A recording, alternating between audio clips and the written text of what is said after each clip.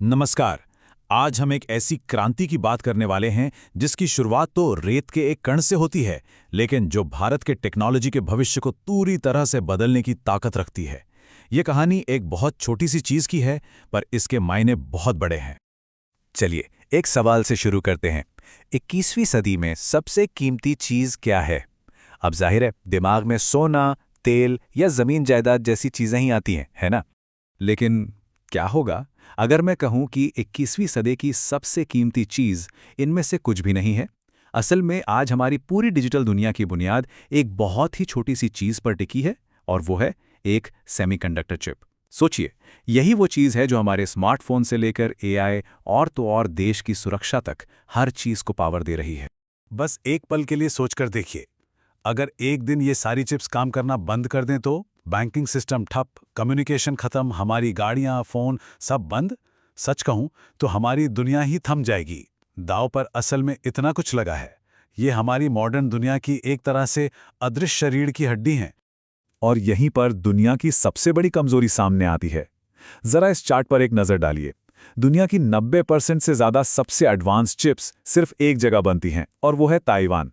अब सोचिए, ये एक ऐसी निर्भरता है जो किसी भी ग्लोबल संकट में पूरी दुनिया को घुटनों पर ला सकती है। तो सवाल ये है कि इस ग्लोबल निर्भरता का भारत के पास क्या जवाब है? चलिए आपको सीधे ओडिशा लिए चलते हैं, जहां एक ऐसा जबरदस्त प्रोजेक्ट बन रहा है जो इस पूरी तस्वीर को बदलने की हिम्मत रखता है। देखिए, 19 अप्रैल 2026 को भारत ने सिर्फ एक और फैक्ट्री की नींव नहीं रखी, बल्कि अपनी तकनीकी आज़ादी की नींव रखी है। ये एक ऐसा रणनीतिक कदम है जो आने वाले कई दशकों तक भारत की दिशा तय करने वाला है। और इस बड़े सपने के पीछे का इन्वेस्टमेंट देखिए, लगभग 2000 करोड़ रुपए। ये रकम सिर्फ एक आंकड़ा नहीं है, ये दिखाता है कि भारत टेक्नोलॉजी के भविष्य पर कितना बड़ा दांव लगा रहा है और इसके लिए कितना सीरियस है। और ये निवेश सिर्फ मशीनों में नहीं है, ये लोगों में भी है। इससे पूर्वी भारत में लगभग 2500 हाई स्केल वाली नौकरियां पैदा होंगी। ये उस इलाके में एक नया टेक्नोलॉजी का इकोसिस्टम बनाने जैसा है। और अगर इसकी कैपेसिटी की बात करें तो ये फैसिलिटी हर साल 5 करोड़ चिप यूनिट्स बना सकती है। हाँ, हो सकता है कि ये ग्लोबल मार्केट का एक छोटा सा हिस्सा हो, लेकिन ये एक ऐसी शुरुआत है जो भारत को दुनिया के नक्शे पर एक जरूरी खिलाड़ी के तौर पर खड़ा कर देगी। तो अब सवाल उठता है कि भाई आखिर ये 3D ग्लास पैकेजिंग है क्या भला, और ये इतनी खास क्यों है? चलिए इसे एक बहुत ही आसान से उदाहरण से समझते हैं। तो देखिए, इसको समझने का सबसे अच्छा तरीका ये स्क्रीन पर है। सोचिए, जो पारंपरिक चिप्स होती हैं ना, वो एक मंजिला फैले हुए घर जैसी हैं, सब कुछ दूर दूर। लेकिन ये जो 3D पैकेजिंग है, ये है एक गगनचुंबी इमारत, एक स्काईस्क्रेपर, जहां प्रोसेसर, मेमोरी, सारे कंपोनेंट्स एक के ऊपर एक वर्टिकली स्टैक किए जाते हैं। और नतीजा, अरे भाई, छोटी सी जगह में बेहिसाब पावर और स्पीड। और इस चिप रूपी गगनचुंबी इमारत की नींव क्या है? वो है ये ग्लास सबस्ट्रेट। जी हां, कांच का एक बेहद पतला, मजबूत और एडवांस्ड टुकड़ा जो इस पूरी वर्टिकल बिल्डिंग को खड़ा होने में मदद करता है। तो कांच में ऐसा क्या जादू है? पहला, ये गर्मी को बहुत अच्छी तरह बाहर निकालता है, जो पावरफुल एआई चिप्स को ठंडा रखने के लिए बहुत जरूरी है। दूसरा, ये चिप के अंदर बहुत सारे कनेक्शंस बनाने की जगह देता है, मतलब ज्यादा पावर, ज्यादा स्पीड। और तीसरा, ये बहुत ज्यादा भरोसेमंद है, जो इसे डिफेंस और एरोस्पेस जैसे मिशन क्रिटिकल सिस्टम के लिए एकदम परफेक्ट बनाता है। अब समझते हैं कि ये सुविधा भारत के लिए सिर्फ एक मैन्युफैक्चरिंग यूनिट से बढ़कर क्यों है। असल में ये एक असेंबलर से इनोवेटर बनने के सफर का एक बहुत ही अहम पड़ाव है।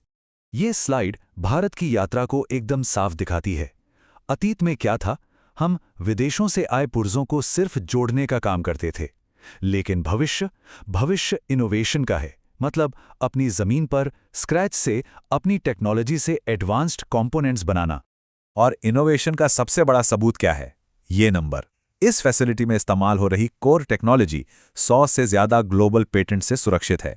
ये वो टेक्नोलॉजी है जिसका मालिकाना हक अब भारत में होगा। ये लाइन इस प्रोजेक्ट के सार को, इसके मतलब को पूरी तरह से पकड़ लेती है। ये सिर्फ कुछ बनाने के बारे में नहीं है, ये कुछ नया रचने के बारे में है। ये एक वर्कशॉप से इनोवेटर बनने की छलांग है। तो इन सब तकनीकी और वित्तीय बातों का भारत के लिए बड़े स्तर पर क्या मतलब है? मतलब ये आत्मनिर्भरता और राष्ट्रीय रणनीति की बड़ी तस्वीर में कैसे फिट बैठता है? तो इसका सबसे बड़ा फायदा क्या है? वो है स्ट्रेटेजिक आज़ादी। मतलब अब हमें उस नाजुक ग्लोबल सप्लाई चेन पर उतना निर्भर नहीं रहना पड़ेगा।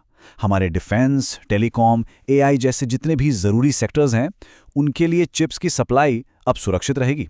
सीधे सीधे कहें तो ये देश की सुरक्षा और इकोनॉमी दोनों को एक मजबूत ढाल देता है। जरा इस टेबल पर नजर डालिए। आर्टिफिशियल इंटेलिजेंस के लिए हाई परफॉर्मेंस चिप्स चाहिए, ये देगा। डिफेंस और एरोस्पेस के लिए भरोसेमंद कंपोनेंट्स यहां से मिलेंगे।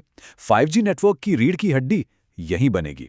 ये टेक्नोलॉजी भारत के हर बड़े महत्वाकांक्षी क्षेत्र को सीधे तौर पर ताकत देने वाली है। असल में ये जो प्रोजेक्ट है ना, ये इंडिया सेमीकंडक्टर मिशन का एक जीता जागता उदाहरण है।